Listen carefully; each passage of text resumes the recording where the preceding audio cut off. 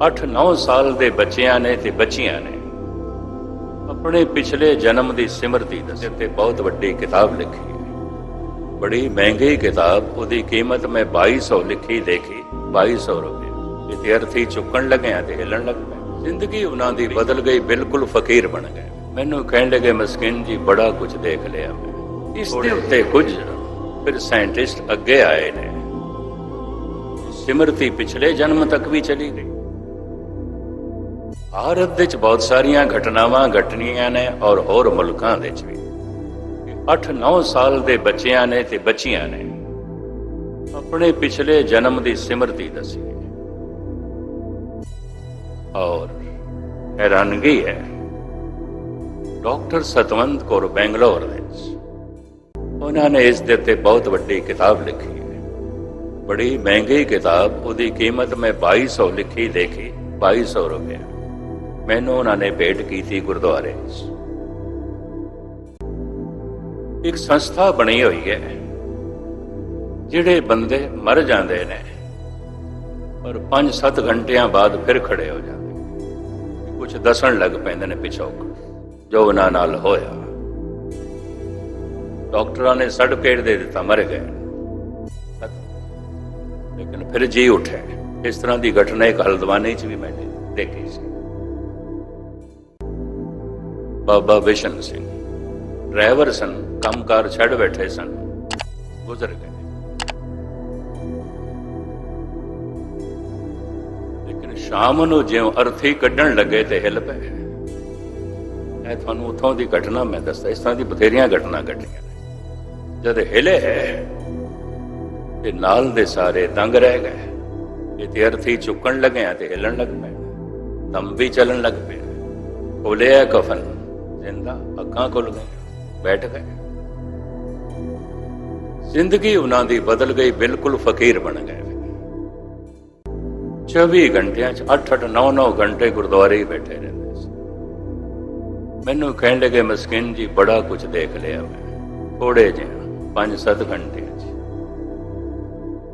ਮੈਨੂੰ ਵਾਪਸ ਕੀਤਾ ਗਿਆ ਕਾਠ ਗੋਦਾਮ, ਉੱਥੋਂ 4 ਮੀਲ ਦੀ ਦੂਰੀ ਤੇ ਇੱਕ ਦੂਜਾ ਹੀ ਇਸੇ ਹੀ ਨਾਂ ਦਾ, ਉਹਦੀ ਡੈਥ ਹੋ ਗਈ, ਉਹ ਮਰ ਗਿਆ ਅਚਨਚੇਤ, ਖੜੇ ਖੜੇ।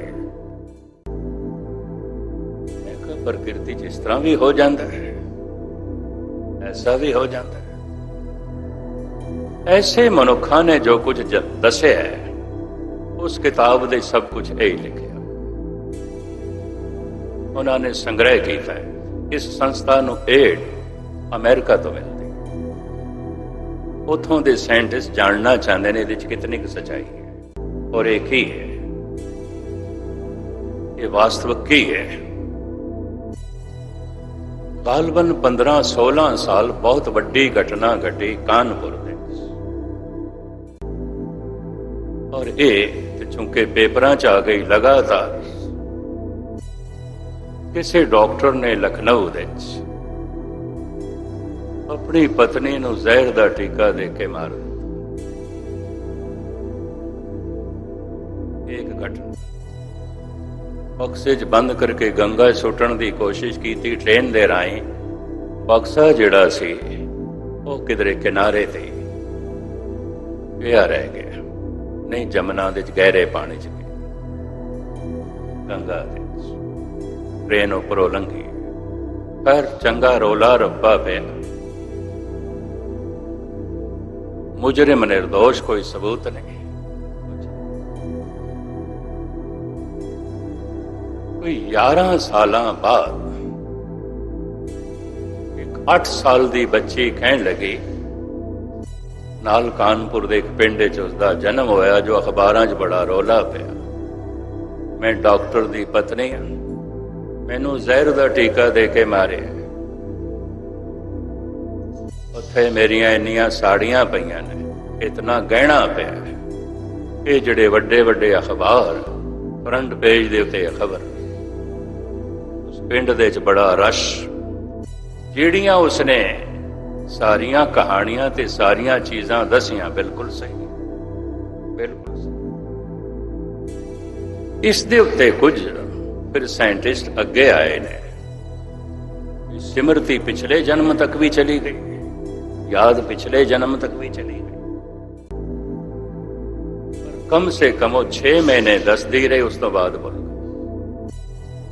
कानून दे च ऐसी कोई जद नहीं कि अगले जन्म दे च कोई किसी नूं मुजरिम होने का इल्जाम लावे कि उसनूं सजा दी जाए। इस तरह का कोई विधान नहीं, कानून नहीं। कम से कम 105 बच्चे ते बच्चियां जिन्हां ने अपना पिछोकड़ दसिया है, उस किताब दे च उन्हां दा नाम ते एड्रैस। दूरदर्शन ते कोई 1 साल अनहोनी नाम का एक सीरियल चलता रहा, अनहोनी, ਉਹਦੇ ਚ दिखाते रहे। उस किताब जो कुछ लिखा होया है ਉਹਦੇ आधार ते सब कुछ दिखाते रहे। फिर मर के 8-10 घंटिया बाद जो जी उठे फिर दसदे ने की कुछ होया। उन्हां दे नाम ने ते एड्रैस ने उस किताब दे। खुशकिस्मती है इसकी लेखका एक सिख बच्ची है, डॉक्टर सतवंत कौर, बैंगलोर। उन्हें मैनू ये किताब संगत दे भेंट की थी। कहने कि ज्ञानी जी ये तो बहुत वड्डा विज्ञान है, ये तो रब की बहुत वड्डी लीला है। सिमरती का कोई आवाज अंदाजा नहीं ला सकता। मनुख की जिहड़ी सिमरती है असी मनदे हां अनंत अनंत अनंत जन्मां दियां अंदर सिमरतियां पईयां। हुण जिहड़ी गल मैं कहण लगा उहनूं ध्यान नाल सुण। सिमरती दे च दुख भी पिया है, सुख भी पिया है। उस सिमरती दे च परिवार दियां यादां ने, परिवार दे विछोड़े दियां यादां। उस सिमरती दे च धन दे मिलण दियां यादां ने ते धन दे जाण दियां यादां ने, दुख सुख दियां यादां। मिली सी प्रभता बड़ा सुख मिलिया तो अंदर सिमरती दा अंग बन गई। चली गई प्रभता ते बड़ा दुख मिलिया, सिमरती दा हिस्सा बन गई। ये सारियां यादां हैं।